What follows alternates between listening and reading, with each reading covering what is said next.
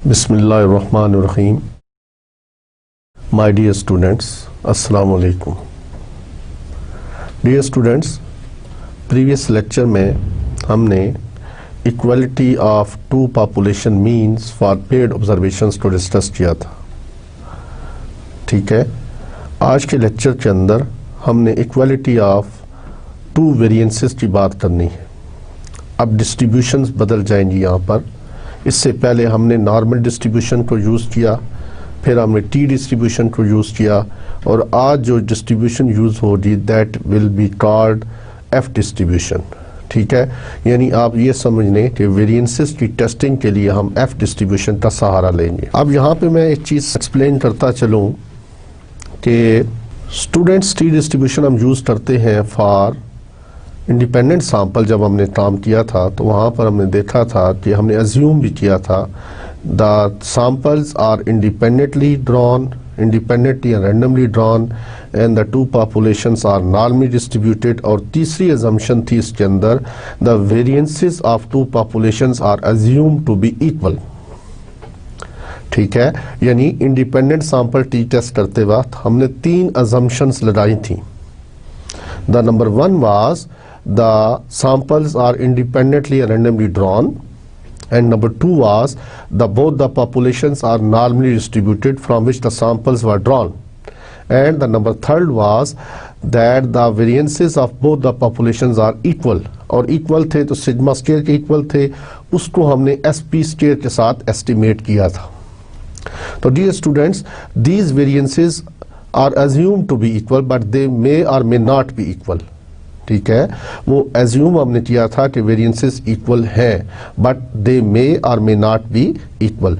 तो इस चीज़ को देखने के लिए कि आया वेरिएंसेस इक्वल हैं या नहीं, आज हमने उसकी टेस्टिंग करनी है।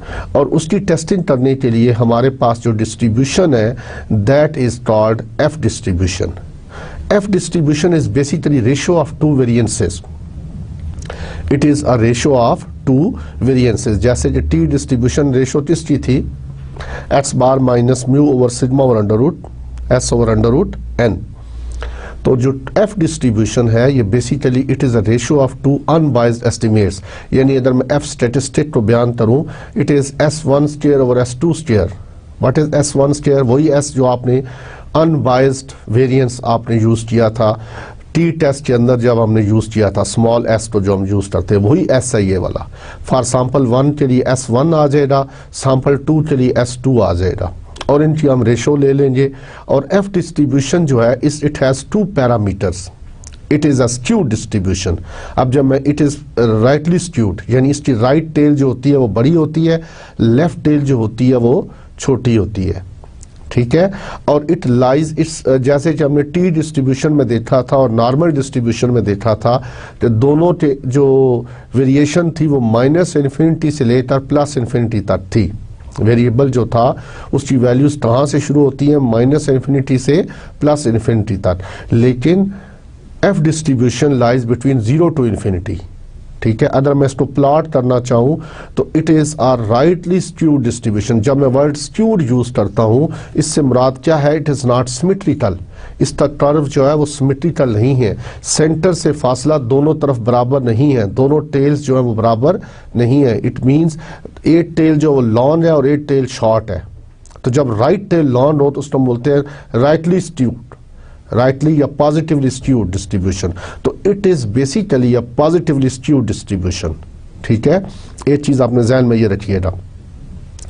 अब हम यहां तक बयान करने के बाद there are certain assumptions for using the F distributions.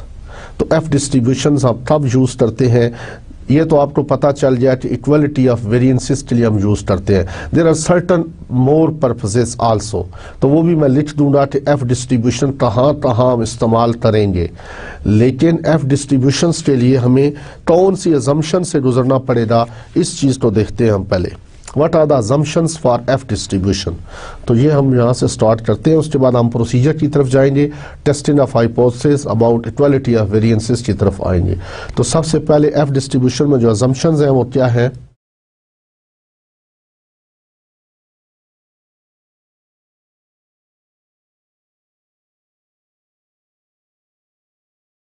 assumptions required for F distribution.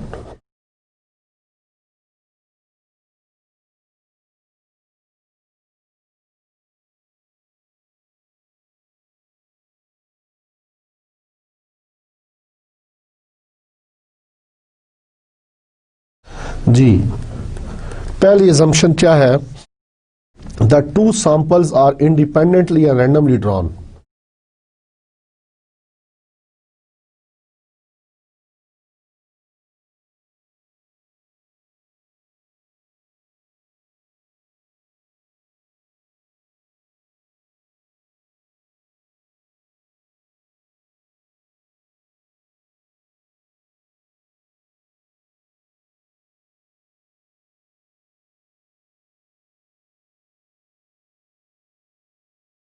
ठीक है जी।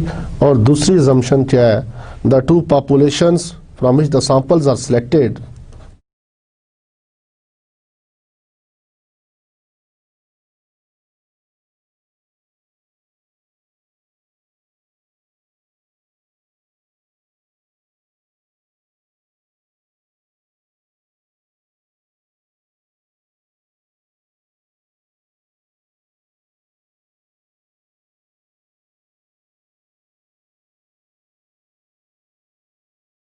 the two populations from which the samples are selected are normally distributed.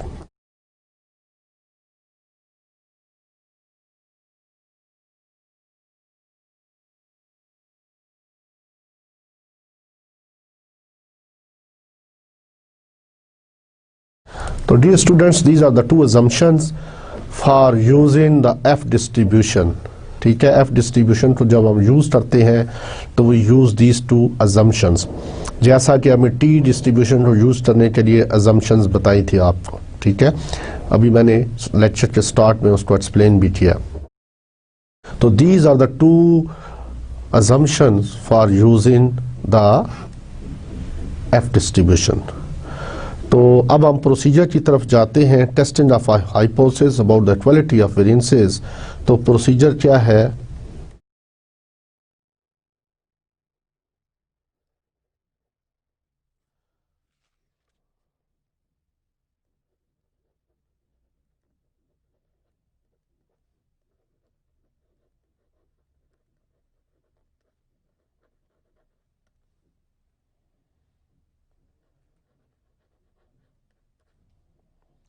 that the population variances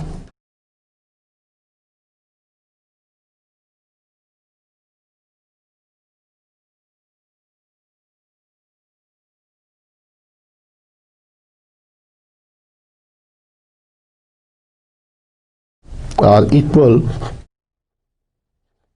यानी सिग्मा 1 स्क्वायर पहली population है और दूसरी population क्या है? Sigma 2 square, उसका वेरिएंस है. दैट इज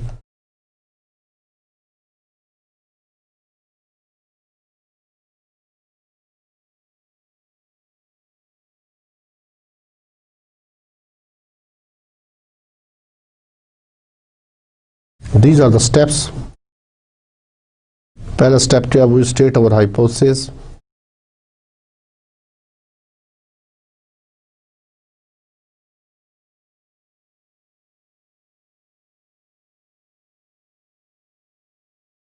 as जी एच नॉट क्या है? कि sigma 1 square is equal to sigma 2 square.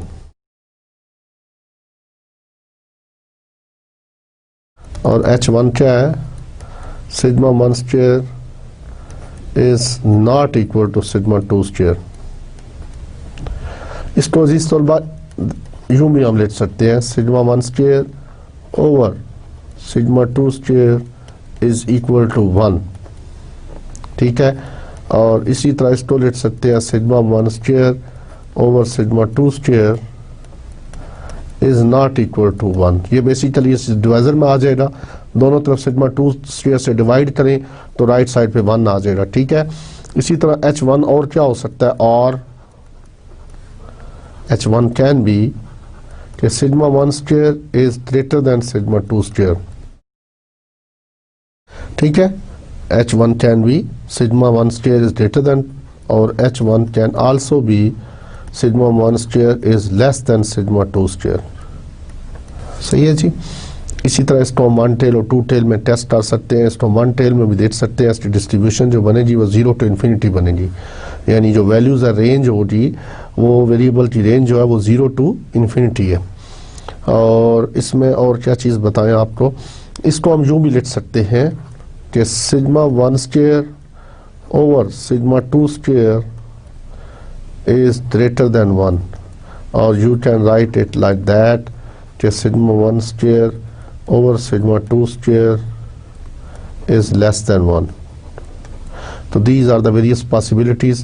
ये हमने 3 केसेस इसमें बयान कर दिए जो अल्टरनेटिव में हो सकते थे।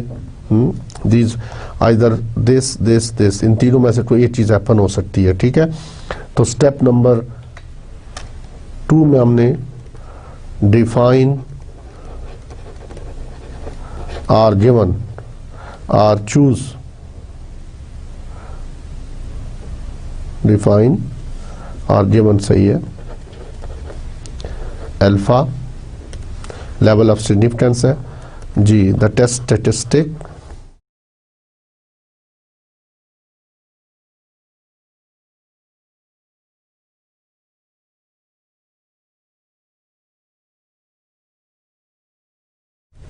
to use is F distribution हम यूज करते हैं। This is ratio of 2 variances, जैसे कि मैंने स्टार्ट में बताया था, S2 स्क्वायर। ठीक है, वेयर हमेशा जो लार्जर है उसको आपने न्यूमरेटर में लेना है। अगर सपोज S2 स्क्वायर अगर लार्जर होता तो S2 को मैं ऊपर लिखता और S1 को नीचे लिखता। Where S1 square is larger than S2 square। ठीक है, which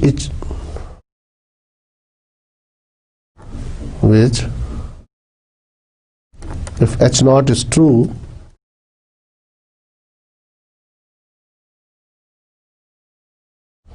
has an F distribution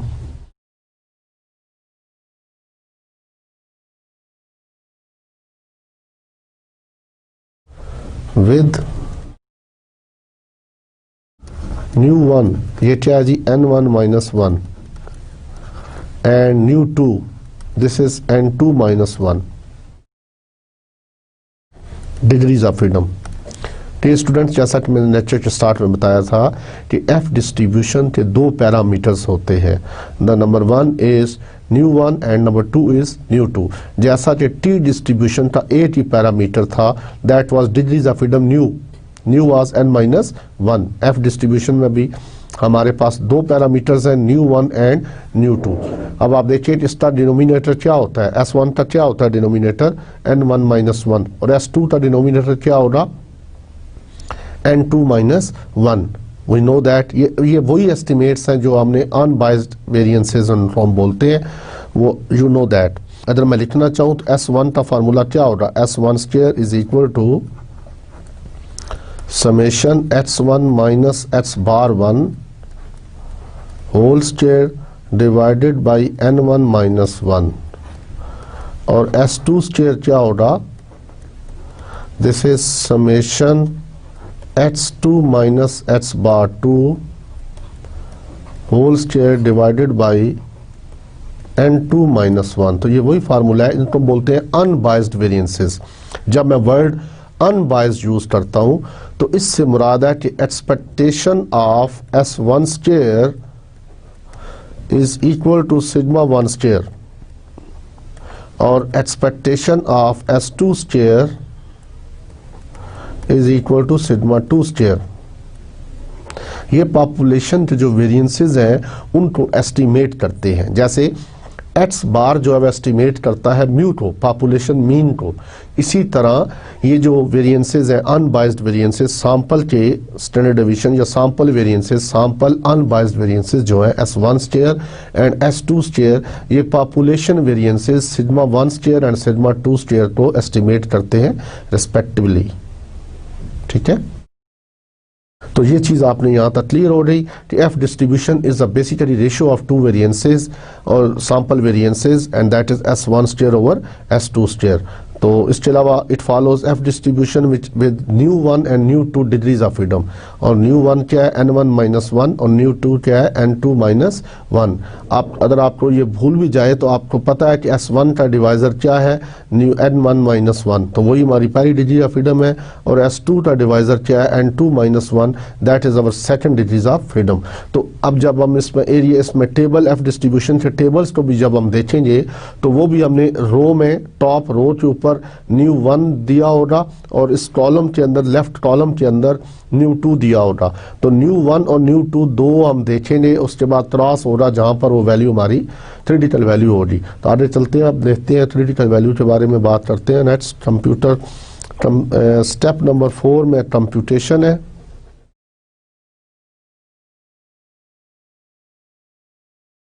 इसमें हम S1 S2 स्क्वायर की वैल्यू को अगर फाइंड करेंगे प्लस हम F स्टैटिस्टिक को फाइंड करेंगे। ठीक है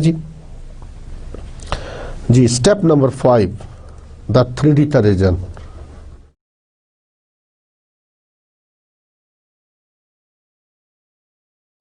तो थ्योरेटिकल रीजन क्या है जी?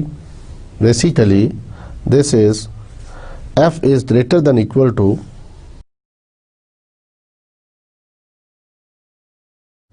F is greater than equal to F alpha by 2 with new 1 and new 2 degrees of freedom, and F is less than equal to 1 over F of alpha by 2 nu 2 and nu 1। ठीक है, ये चीज आप ध्यान में रखिए। ये two sided test के लिए तो यहाँ पे मैं एक चीज आपको बता दूं कि ये हमें पता होना चाहिए कि एफ डिस्ट्रीब्यूशन के अंदर ये चीज ध्यान में रखें कि एफ डिस्ट्रीब्यूशन में F of 1 minus alpha by 2 is equal to, ये एक फार्मूला जो है F of 1 minus alpha nu 1 and nu 2, this is equal to 1 over F of alpha nu 2 nu 1। ये एक फार्मूला है जिसको आपने टेबल वैल्यू फाइंड करने के लिए आपको पता होना चाहिए। यानी डिस्ट्रीब्यूशन ऑफ एफ और 1 और एफ की डिस्ट्रीब्यूशन भी एफ को ही फॉलो करता है। ठीक है, यानी जो डिस्ट्रीब्यूशन एफ की होगी और 1 और एफ जो होगा उसकी भी डिस्ट्रीब्यूशन जो बनेगी वो भी एफ डिस्ट्रीब्यूशन ही बनेगी। बात समझ में आ रही है? तो इस फार्मूले को आपने ध्यान में रखना है कि 1 माइनस अल्फा न्यू 1 और न्यू 2 और this is equal to 1 over alpha nu 2 nu 1। तो इस चीज को आप ध्यान में रखिएगा। इसको हम यूज करेंगे टेबल वैल्यू को फाइंड करने के लिए। इसको आप नोट कर लें अपने पास, note this formula, the f of 1 minus alpha new 1 new 2, this is equal to f of 1 over f alpha new 2 new 1। ये दोनों वैल्यूज बराबर होनी चाहिए। तो अब आप देखिए कि जब हम थ्योरेटिकल रीजन बनाते हैं फॉर टू टेल टेस्ट तो the f is greater than equal to f alpha by 2 new 1 new 2 and less than equal to f of this 1 minus alpha by 2। ठीक है, तो इसको अगर मैं प्लॉट करना चाहूं तो I can show it like that.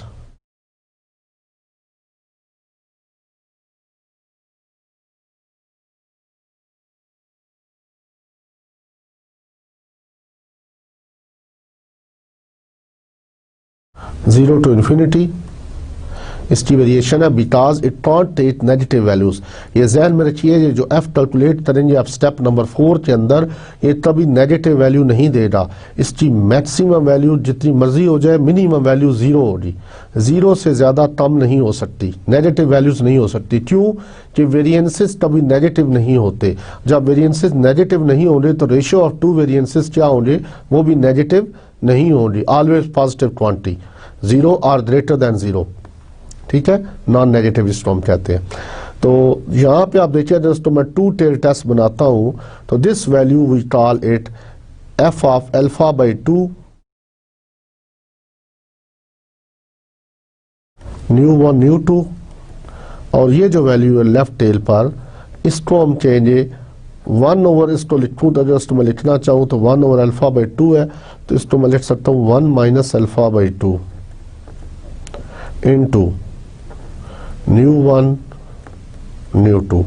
तो ये जो वैल्यू मैंने लिखी है इसकी जगह पे मैं this is also equal to F of 1 minus alpha by 2 nu 1 nu 2। ठीक है, F of 1 minus alpha by 2 nu 1 and nu 2। तो ये चीजें हैं, अगर एफ की वैल्यू इस रेंज में आती है, this is 1 minus alpha, this is our acceptance region. तो अल्फा बाई 2 इधर और 1 माइनस अल्फा बाई 2 इस तरफ, दोनों तरफ डिवाइड हो चुका है। This is alpha by 2, this is also alpha by 2,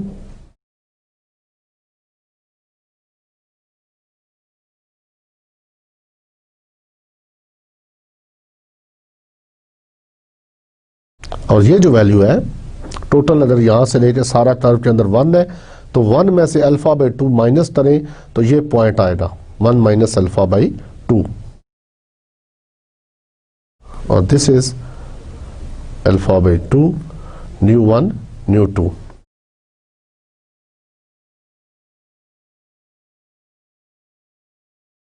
तो इसके अलावा this is our first case, अगर अल्टरनेटिव हाइपोथेसिस नॉट इक्वल वाला है, और अगर अल्टरनेटिव हाइपोथेसिस हमारे पास ये आ जाए लेस वाला, तो फिर क्या होगा, यानी H1 अगर ये हो sigma 1 square is greater than sigma 2 square, तो फिर हमारे पास क्या बनेगा region, F is greater and equal to F alpha, और nu 1 nu 2, because it is skew distribution. तो ये वैल्यू है F of alpha nu 1 nu 2, और दिस इज अल्फा, और दिस इज 1 माइनस अल्फा, और 0 टू इन्फिनिटी जा रहा है ये। तो इसका मतलब ये हुआ कि ये जो चीज़ बता रहा है कि f की कोई भी वैल्यू जब इस पॉइंट से बड़ी होगी, इसके इक्वल या से बड़ी होगी, तो हाइपोथेसिस क्या हो जाएगा, रिजेक्ट हो जाएगा। This is our acceptance region, 1 minus alpha is our acceptance region. और अगर H1 ये हो sigma 1 square is less than sigma 2 square, ठीक है, तो इसको भी मैं यूज कर सकता हूँ, sigma 2 square is greater than sigma 1 square, बात तो एक ही है, और इसको भी राइट टेल पे भी देखा जा सकता है, सिर्फ ये डिग्रीज ऑफ फ्रीडम चेंज करके, डिग्रीज ऑफ फ्रीडम चेंज करके इसको देखा जा सकता है। तो that will be, that region will be F is greater and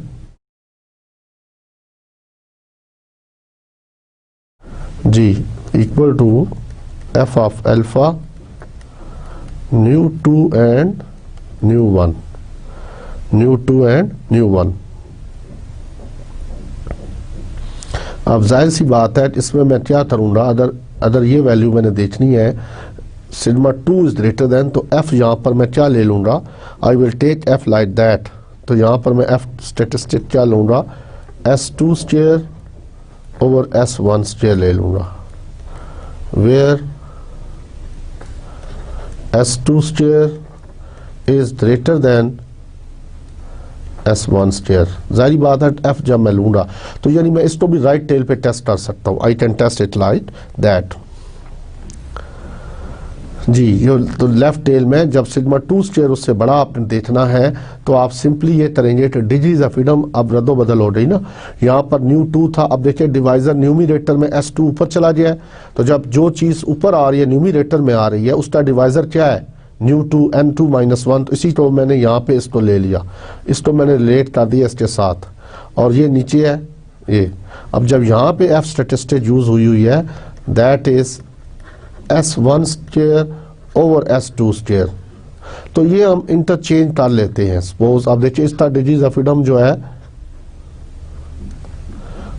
और इसका डिवाइजर देखिए, दोनों का डिवाइजर। तो जो चीज न्यूमिनेटर में आती है उसकी डिग्रीज ऑफ फ्रीडम पहले आ रही है और जो डिनोमिनेटर में आती है उसकी डिग्रीज ऑफ फ्रीडम बाद में आ रही है। और एफ स्टैटिस्टिक में हम कोशिश करते क्या है कि हम जो वैल्यू बड़ी हो उसको ऊपर रखते हैं। जो वैल्यू बड़ी हो, S1 और S2 निकल आएंगे ना, तो उसके बाद जो वैल्यू बड़ी हो उसको हम ऊपर रखते हैं न्यूमिनेटर में, और जो छोटी वैल्यू उसको डिनोमिनेटर में रखते हैं। तो स्टेप नंबर इसका जरा ये जहन में रखिएगा, इसका थ्योरेटिकल रीजन बड़े कन्फ्यूजन किस्म के हैं, जरा इसको बड़े एहतियात से आपने करना होगा। तो ये आदमी को बड़ा कंफ्यूज कर देते हैं कि पता नहीं 1 टेल है तो क्या बनेगा और 2 टेल में क्या बनेगा। स्टेप नंबर 6 वही कंक्लूजन है।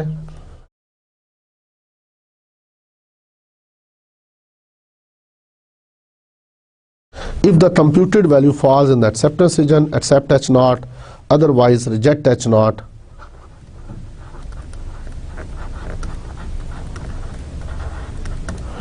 Reject H0 if the computed value of F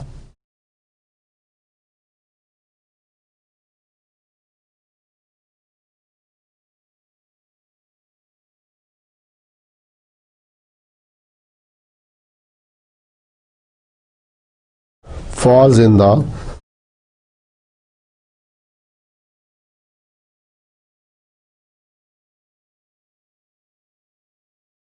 critical region.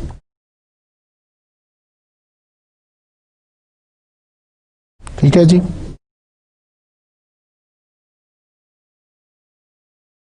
Otherwise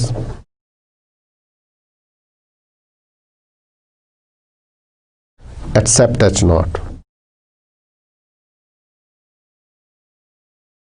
So this was the case for 2 population variances.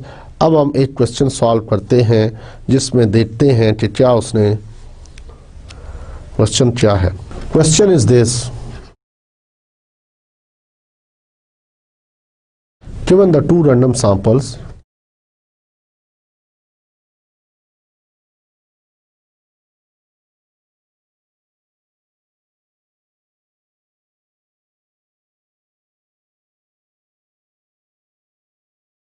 of size, so n1 is equal to 12 and n2 is equal to 10.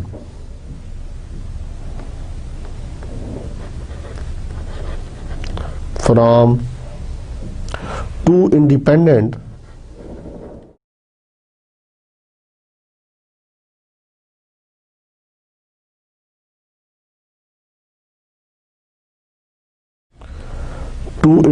normal populations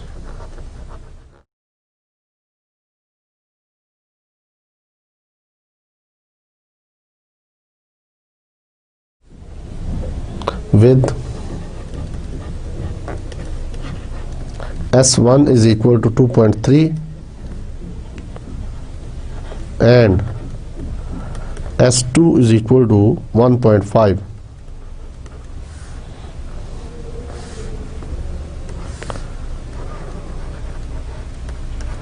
Test at 0.05 level of significance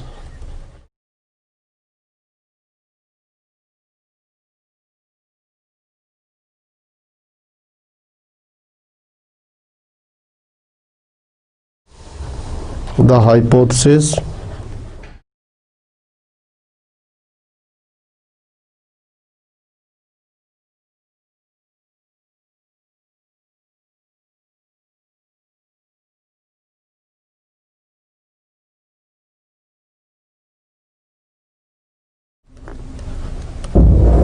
equality of 2 variances versus alternative क्या है जी, sigma 1 square over sigma 2 square is greater than 1। ठीक है जी, तो ये चीज़ है। तो solution में देखिए अब नज़र आ रहा है कि S1 square is greater than S2 square, तो इसको हम F में S1 को ऊपर ही रखेंगे और यहाँ पे भी आप अल्टरनेटिव में भी आप देख रहे हैं।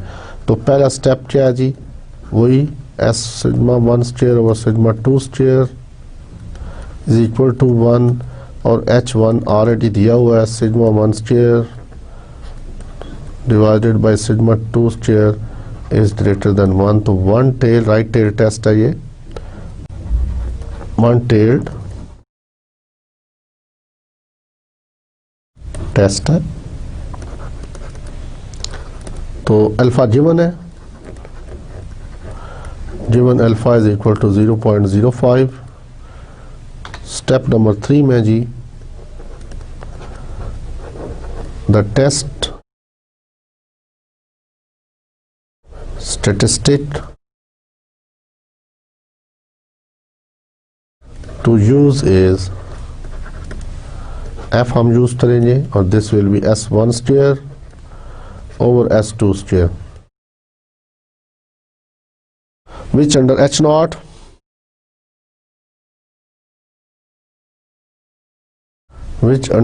naught follows F distribution with nu 1 is equal to n1 minus 1 and nu 2 is equal to n2 minus 1 degrees of freedom. ठीक है जी, ये था इसका स्टैटिस्टिक आ गई। स्टेप नंबर 4 में कंप्यूटेशन है।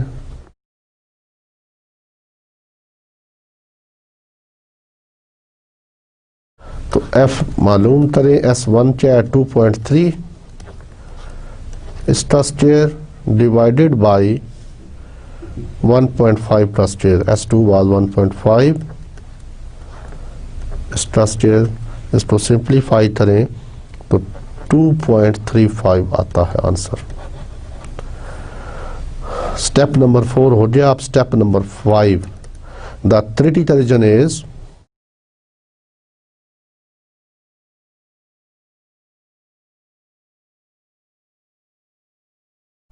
F is greater than equal to F alpha जी और न्यू 1 न्यू 2 आर। अब वैल्यूज पुट करके देखें, F is greater than equal to F alpha चाहे 0.05 है और न्यू 1 चाहे 11 है और न्यू 2 चाहे 9 है। क्यों? n1 जो था वो 12 था और n2 जो 10 था, तो 1 माइनस करने से ये वैल्यू, और इसकी आप वैल्यू पुट कर लें। f is greater than equal to f। आप टेबल देखें और टेबल में देखिए f डिस्ट्रीब्यूशन के टेबल्स दिए हुए हैं, किसी भी बुक में से आप उठा कर देख सकते हैं। f डिस्ट्रीब्यूशन के टेबल में देखिए तो वैल्यू जो आएगी, और आपने वहाँ पे दिया होगा न्यूमिरेटर की और डिनोमिनेटर डिग्रीज ऑफ फ्रीडम। तो पहले आपने न्यूमिरेटर की डिग्रीज ऑफ फ्रीडम देखनी है, तो न्यूमिरेटर की डिग्रीज ऑफ फ्रीडम और उसके बाद डिनोमिनेटर की डिग्रीज ऑफ फ्रीडम। ठीक है, तो वो देखिए और उसके सामने देखिए क्या वैल्यू है। This value is 3.10 3.10। अगर इसको मैं प्लॉट करना चाहूँ, I can plot it like this.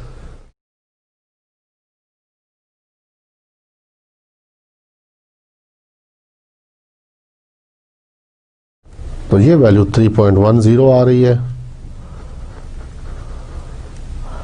ठीक है, 0 टू इन्फिनिटी है और ये दिस इज 1 माइनस अल्फा है और दिस इज अल्फा 0.05 और ये वैल्यू क्रिटिकल वैल्यू है 3.10। अब आप देखें स्टेप नंबर 6 में देखें क्या करना है हमने। स्टेप नंबर 6 में कंक्लूजन है।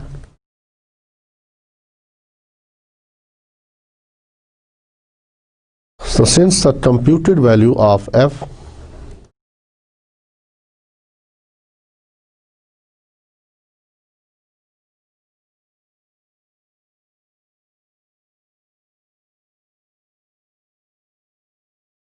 does not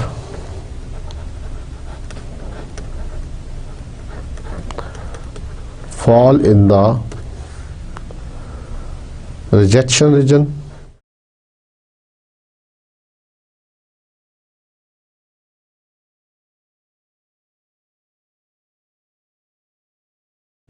therefore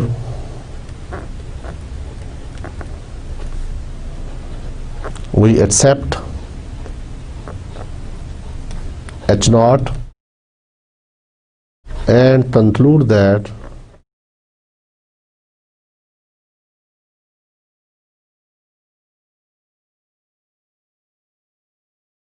when sigma 1 square is equal to sigma 2 square. So this was our required hypothesis जो हमने इसको वेरीफाई कर लिया। जी अजीज तलबा, अब हम एक और क्वेश्चन सॉल्व करते हैं और देखते हैं जिसमें क्वेश्चन इज, अब ये 2 in 1 क्वेश्चन है। अब यहाँ पे आपको समझ आएगी इंडिपेंडेंट सैंपल टेस्टिंग जो हम टी टेस्ट लगाते थे और उसमें वेरिएंसेस की इक्वलिटी जो एज्यूम करते थे, तो यहाँ पर इस क्वेश्चन के अंदर वो 2 in 1 क्वेश्चन है। बेसिकली दोनों चीज़ें पूछी हुई हैं। पहले उसने पूछा है कि वेरिएंसेस इक्वल हैं, उसके बाद फिर उसने कहा अगर वो इक्वल है तो अब आप टी टेस्ट लगाओ। इंडिपेंडेंट सैंपल टी टेस्ट जब हम लगाते हैं फॉर 2 सैंपल्स तो वो उसी वक्त लगता है जब वेरिएंसेस इक्वल हों। ठीक है, so far we have applied that test by, but we did not tested the equality of variances at that particular time. ठीक है, लेक्चर नंबर में भी आपने 11 या 12 में देखा होगा। तो question is,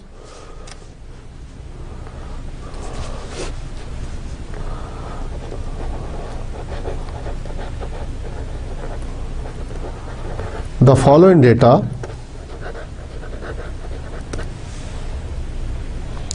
give percentage extension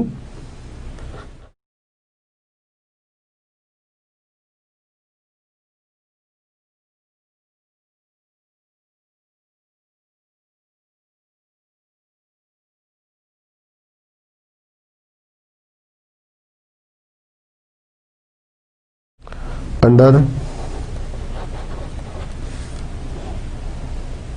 are given load of 2 independent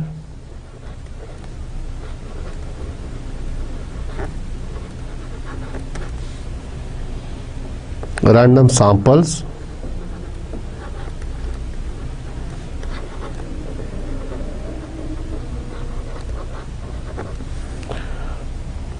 of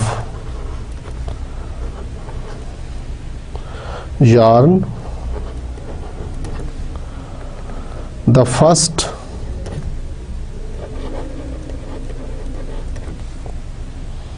before washing,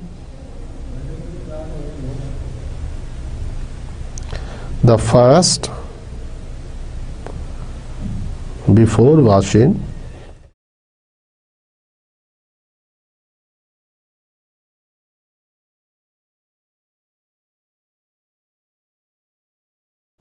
and the second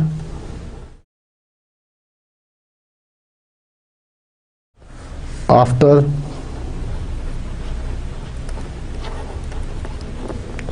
six washing.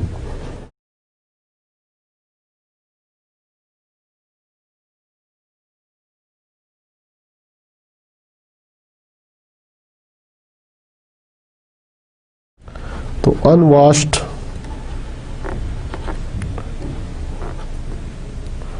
Yarn जो है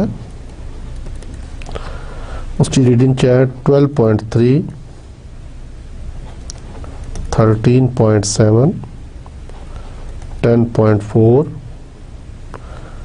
11.4,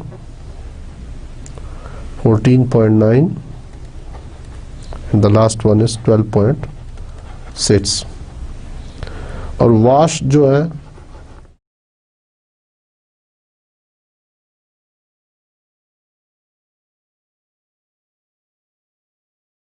15.7,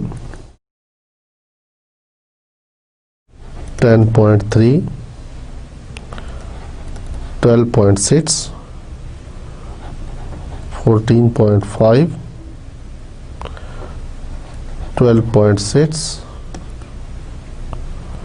13.8 and 11.9। ठीक है,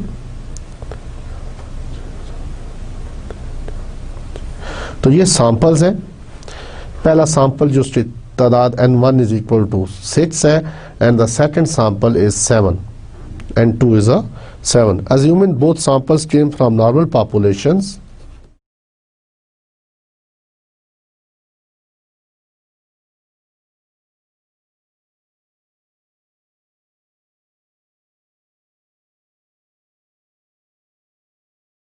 came from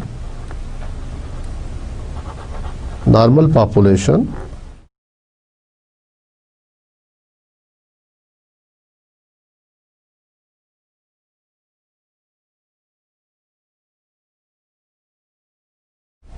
test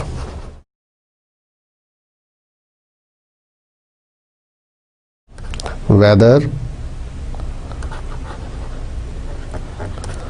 there is significant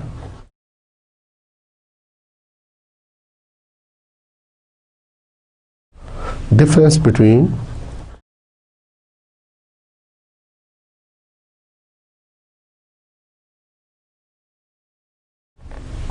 the two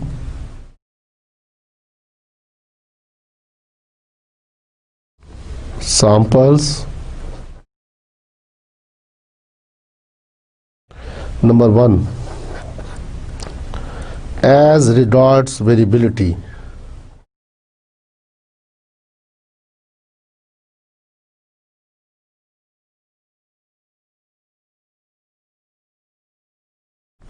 और बी में क्या कहता है, as regard the mean percentage extension.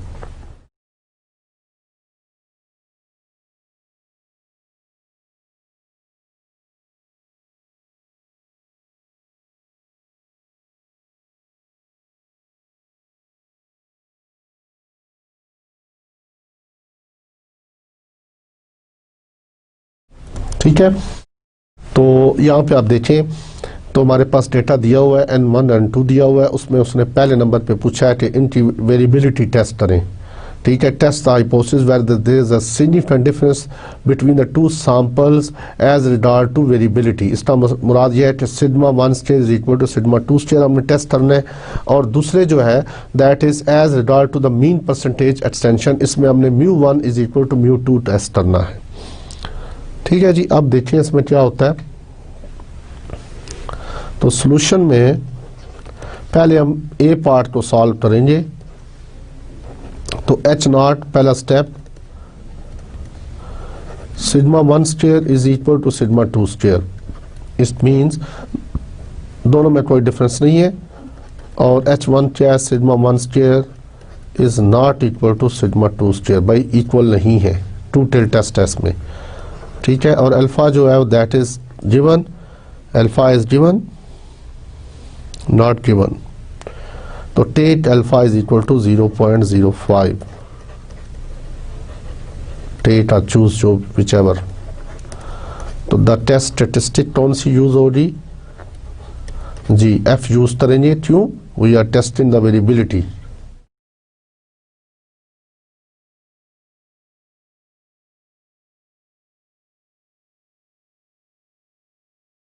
तो जी सलवा आपके लिए यहाँ पे चीज़ ऐड करता जाऊँ कि अपने पास एक चार्ट भी बना लें, जो जो टेस्ट हम करते जा रहे हैं उसमें आप सिर्फ हाइपोथेसिस लिखें, टेस्ट स्टैटिस्टिक लिखें और क्रिटिकल रीजन लिखें। ठीक है, और ऊपर उसका हेडिंग लिखते हैं, तो एक चार्ट आपके पास तैयार हो जाएगा। जो भी टेस्ट आप पढ़ते जा रहे हो साथ साथ उसका चार्ट तैयार करते जाएं। हेडिंग कौन सा टेस्टिंग कर रहे हो, H0 इसमें क्या है, इसमें टेस्ट स्टैटिस्टिक कौन सी यूज़ होगी, और इसमें 3D का रीजन क्या बनेगा। तो जब आप सारे टेस्ट पढ़ लोगे तो ये आपस में मिक्स नहीं होंगे, आपके सामने जब भी आप तैयारी करना चाहो आपके पास वो चार्ट मौजूद होगा, उसको आप देखेंगे, और क्वेश्चन जब भी पढ़ेंगे तो ऑलमोस्ट क्वेश्चन की स्टेटमेंट तो मिलती जुलती होंगी, लेकिन आपने उसमें से तलाश करना है कि किस चीज़ के बारे में पूछा गया है। टेस्टिंग के बारे में कौन सी चीज़ हमने पूछी गई है, मीन्स की टेस्टिंग के बारे में पूछा गया है, वेरिएबिलिटी के बारे में पूछा गया है। अगर मीन्स का पूछा गया है तो सैंपल वेरिएंसेस और पॉपुलेशन वेरिएंसेस नोन है या अननोन है। अगर वो अननोन है तो फिर आप सैंपल की तरफ जाएंगे, सैंपल साइज ग्रेटर देन 30 है या लेस देन 30 है। तो ये सारी चीज़ें आपने उसमें करनी है। इसके अलावा मैं आपको एक स्लाइड भी नेक्स्ट लेक्चर में दूंगा जिसमें आप टेस्ट कैसे सिलेक्ट करते हैं। सपोज आपने टी टेस्ट लगाना है या आपने जी टेस्ट लगाना है, उन दोनों के दरमियान कैसे डिफरेंसेस हैं तो वो भी आपको दिखाऊंगा। तो अभी आप देखेंगे test statistics to be used is F, that is S1 square. चूंकि S1 स्टेयर अभी हमने फैसला नहीं किया कि S1 स्टेयर हमारे पास कौन सा है, लेकिन but S1 square should be greater than S2 square. ये जब हम न्यूमरेटर में उस वक्त लेंगे जब ये S2 स्टेयर से बड़ा होगा। अगर ये छोटा हुआ तो हम इसको नीचे कर देंगे और S2 को ऊपर ले जाएंगे। ठीक है। Step number which under H0 follows F distribution with new 1 and nu 2 degrees of freedom, you know that. Step number 4 में कंप्यूटेशन आ जाता है। अब इसमें आपने करना क्या है, आपको सिर्फ डाटा दिया हुआ है, आपने उसमें S1 स्टेयर और S2 स्टेयर निकालना है। S1 स्टेयर का फार्मूला मैं लिख देता हूँ, this is summation H1 minus H bar 1 whole square divided by N1 minus 1। ठीक है। इसी तरह S2 square summation H2 minus H bar 2 whole square divided by N2 minus 1। तो मैं इसको कैलकुलेटर पे सॉल्व करता हूं आपके सामने। जी, पहली वैल्यू है 12.3, मेमोरी 13.7, फिर 10.4, नेक्स्ट है 11.4, 14.9 and next is 12.6। ठीक है। अब आप देखिए इसकी वैल्यू क्या आती है। एक्स बार भी लेट कर लेते हैं क्योंकि आगे हमें इसकी जरूरत पड़ेगी। तो एक्स बार मैं यहाँ पे साइड पे लिख देता हूँ, एक्स बार 1, ये रफ में लिख रहा हूँ, दिस इज 12.55। और S1 स्टेयर की वैल्यू क्या है, तो शिफ्ट तो 2.571।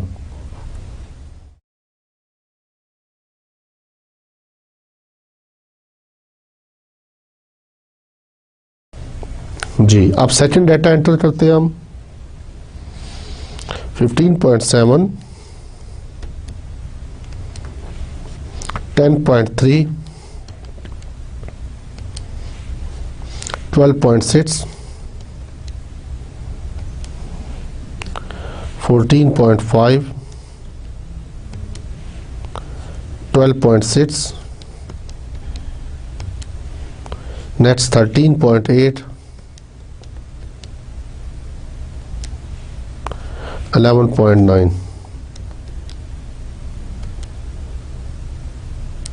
तो इसका मीन एक्स बार 2 जो है, दिस इज बेसिकली 13.05। तो 057 है तो इसको 6 कर दिया मैंने। ठीक है। ये आगे यूज करेंगे हम नेक्स्ट बी पार्ट के लिए। और यहाँ पर ये वैल्यू है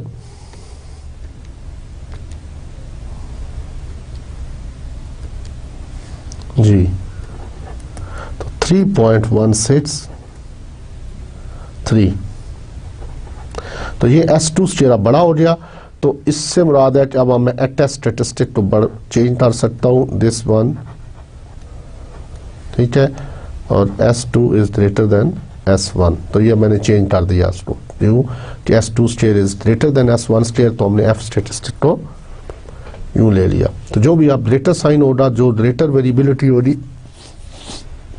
उसको आप यूज कर सकते हैं न्यूमरेटर में, और जो छोटी वाली वैल्यू डिनोमिनेटर में यूज कर सकते हैं। इसमें जरा आसानी हो जाती है। एफ की वैल्यू क्या है जी, स्टेप नंबर जो फाइंड कर रहे हैं, S2 स्टेयर क्या है, 3.163 डिवाइडेड बाई 2.571।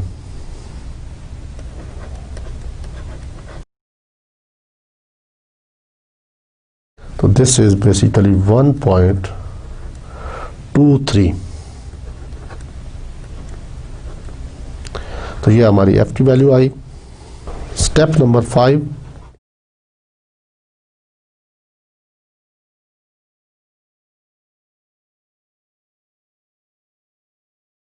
तो 3D reason is step number 5 है 3D comparison because it is a two tail test. H1 हमारा क्या है, sigma 1 square is not equal to sigma 2 square. तो हमारा रीजन क्या होगा, F is greater and equal to F alpha by 2, ठीक है, और न्यू 2 न्यू 1 और F of 1 minus alpha by 2 nu 2 nu 1। तो बोथ टेल्स के ऊपर इसको देख लिया हमने, इस वैल्यू से लेस होगी तो भी रिजेक्ट हो जाएगी और अगर ये वैल्यू से बड़ी होगी तो भी रिजेक्ट हो जाएगा। तो इसको मैं अगर प्लॉट करना चाहूं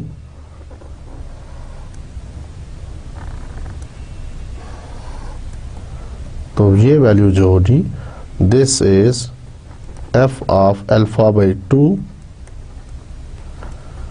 new 2 new 1,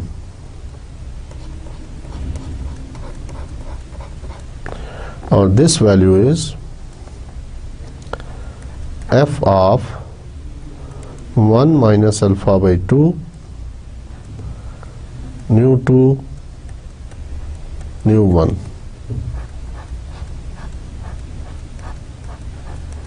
and this is 1 minus alpha. तो अल्फा बाई 2 इस तरफ है area and alpha by 2 is this. ये वैल्यू जो है this is called 1 minus alpha by 2 nu 1 nu 2।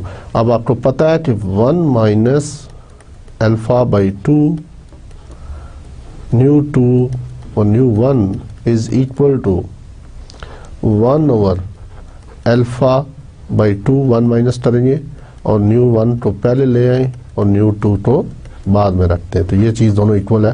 ये फार्मूला जो मैंने नोट शुरू में लिखा था उसको हम यहाँ यूज़ कर सकते हैं। तो कोई भी वैल्यू जब इस पॉइंट से इधर चली जाएगी लेफ्ट को, या इस पॉइंट से इस वाले पॉइंट से राइट को चली जाएगी, तो हाइपोथेसिस क्या हो जाएगा, रिजेक्ट हो जाएगा। और यही चीज़ें ये दोनों बता रही हैं। तो कंक्लूजन अब देखें ज़रा, टेबल वैल्यू चेक करते हैं पहले, और इसको अभी कंटिन्यू है। टेबल वैल्यू क्या होगी, F is greater and equal to F alpha by 2, तो 0.025 और न्यू 2 क्या है जी, न्यू 2 में कितनी वैल्यूज हैं, 7। तो 7 माइनस 1 6 और 6 माइनस 1 5। ये देखनी है वैल्यू आपने टेबल से। और F is less and equal to F of 1 minus alpha by 2, तो दैट इज 0.975 और साथ न्यू 2 क्या है, 6 एंड 5। तो ये दो टेबल वैल्यूज मैं अभी देखता हूँ। तो अब टेबल वैल्यू क्या आएगी, F is greater and equal to, इसको आप टेबल में देखते हैं पहले।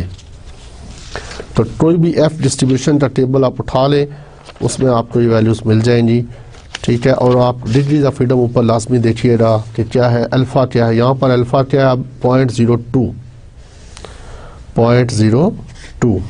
तो 0.025 अल्फा अगर हो, अल्फा बाई 2 होने के बाद वो वैल्यू हो, और 6 न्यूमिनेटर हो और डिनोमिनेटर क्या हो, तो 6 और 5 के ऊपर वैल्यू आ रही है, यस 6.98 और F is less and equal to.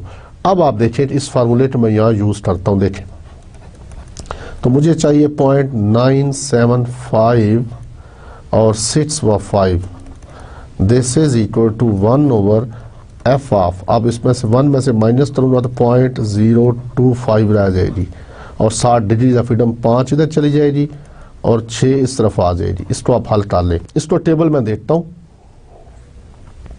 तो ये आएगा 1 बाई 0.02556 में, अब 56, तो दैट वैल्यू इज 5.99, 1 ओवर 5.99। ये वैल्यू आ जाती है। ठीक है, और इसको मैं हल करता हूं। f is less and equal to 5.99 का yes this is equal to 0.167।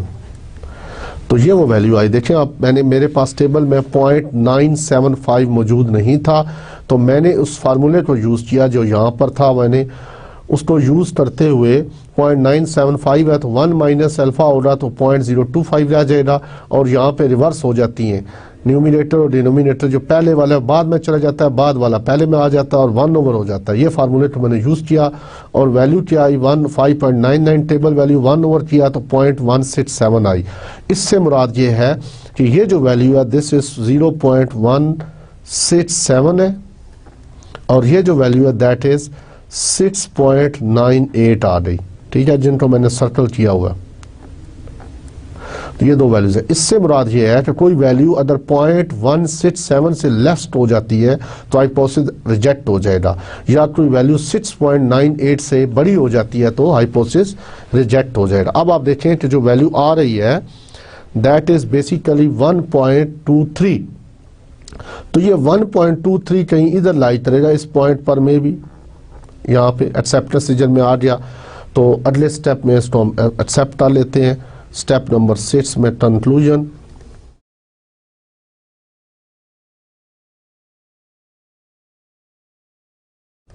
Since the computed value of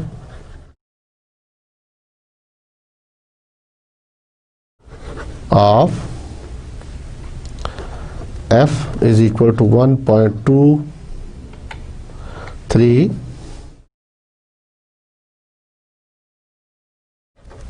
falls in the acceptance region,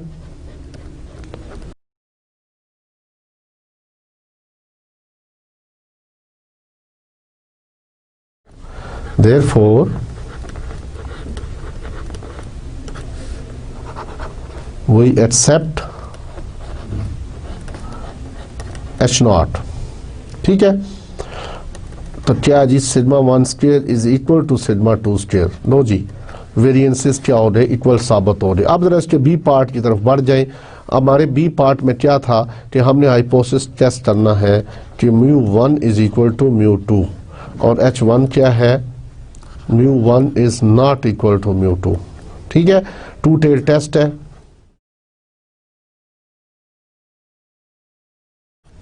तो जब मीन्स की टेस्टिंग करनी हो तो हमें पता है कि हमारे पास अजम्पशन होती है कि वेरिएंसेस इक्वल होने चाहिए। तो यहाँ पर हमने वेरीफाई कर दिए कि दोनों जो पॉपुलेशन के जो सैंपल्स हैं, ये जो पॉपुलेशंस हैं उनकी वेरिएंसेस क्या है, इक्वल है। किस बेस पर हमने फैसला किया? सैंपल की ऑब्जर्वेशन पर हमने फैसला किया। हमने डिसीजन लिया कि पॉपुलेशन के जो वेरिएंसेस हैं दे आर इक्वल। अब हम now you can test the hypothesis of equality of means. तो अल्फा दिया हुआ है, अल्फा अगर 0.05 है, तो you know that step number 3 में वही टेस्ट स्टेटिस्टिक लगाएं, x⁻1 माइनस x⁻2, तो माइनस μ1 माइनस μ2। अब इसमें कोई फर्क नहीं पड़ता, आप म्यू इधर ले जाएं या उस तरफ रख लें। SP 1/n1 प्लस 1/n2, और इसको साथ लिखें कि which under H0 follows T distribution with n1 plus n2 minus 2 degrees of freedom. ठीक है, और स्टेप नंबर 4 में कंप्यूटेशन आ जाता है। तो कंप्यूटेशन में आप टी देखें, x⁻1 क्या था, हमने मालूम किया था शुरू में 12.55, तो 12.55 माइनस 13.06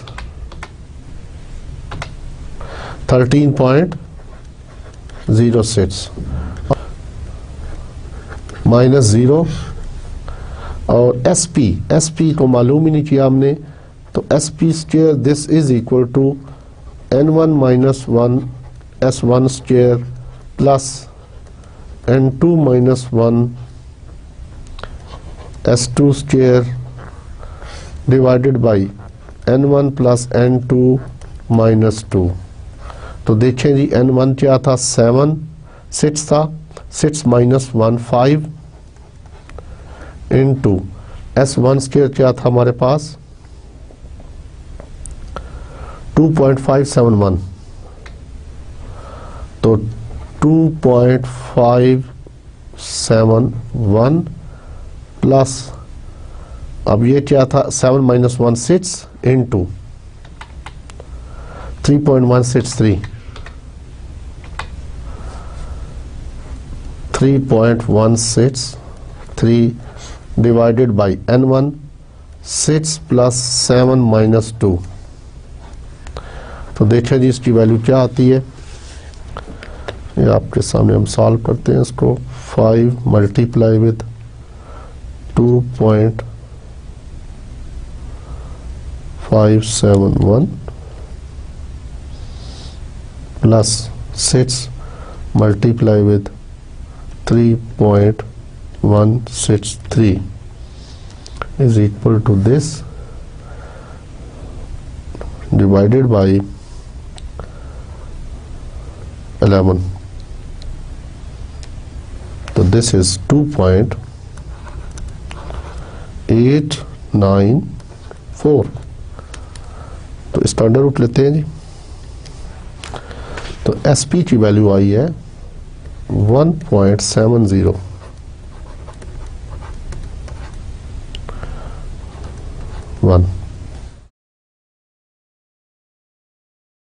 तो 1/7 प्लस 1/6 प्लस 1/7, इसको सिंप्लीफाई करते हैं हम, तो 12.55 माइनस 13.06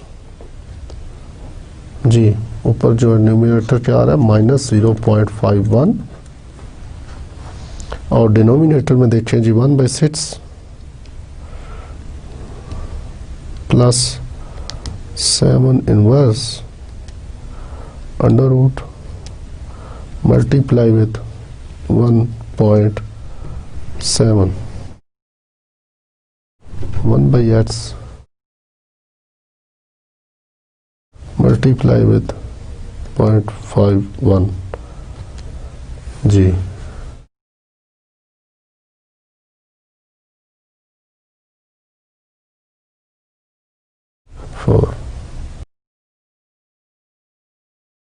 तो इसका डिवाइजर था 0.946।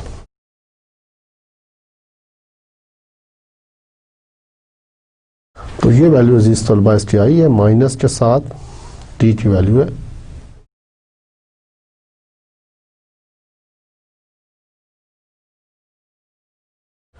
तो स्टेप नंबर 4 में हमने कैलकुलेट कर ली -5.4।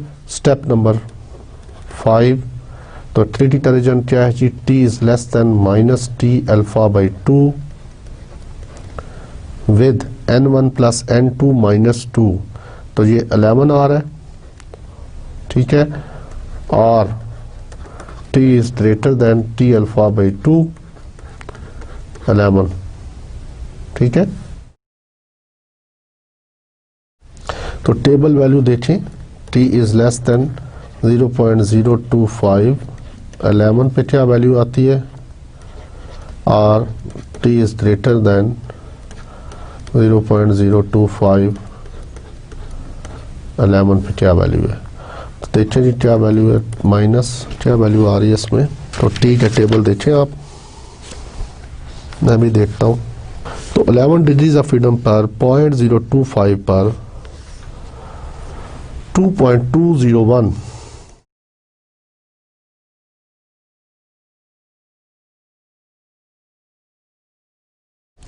तो अब हमारी वैल्यू क्या है माइनस, तो हमारा हाइपोथेसिस एक्सेप्ट हो गया। तो since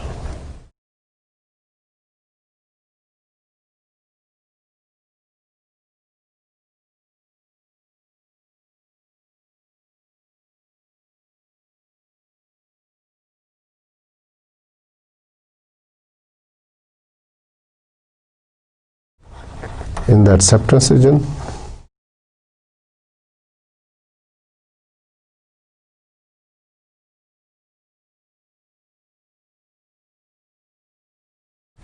Therefore,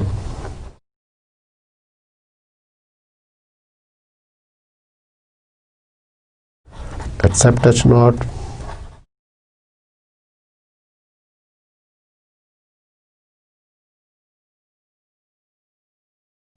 and conclude that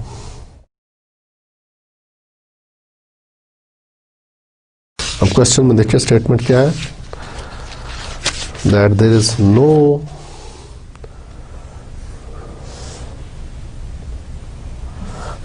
difference between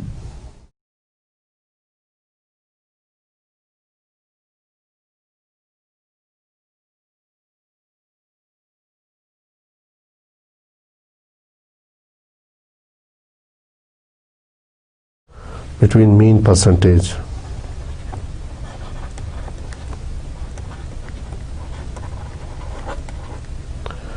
extension.